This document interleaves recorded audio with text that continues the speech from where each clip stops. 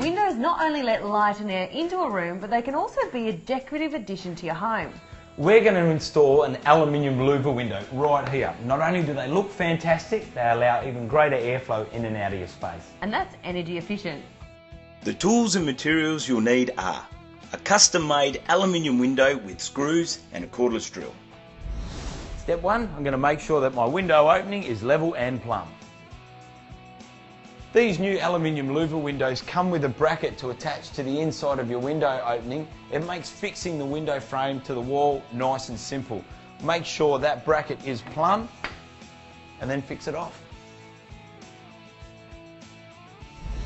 This stuff's called flashing, and it's to keep your window opening weatherproof. And all you need to do is cut a piece longer than your actual window, pop it in and mould it into shape so it's nice and snug.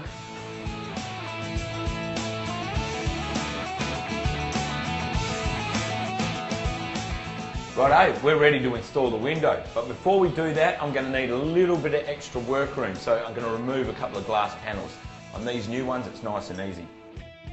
Line up the lip of the windowsill with the channel of the bracket up one end, and up the other end push until you can hear a click, and that means it's secure.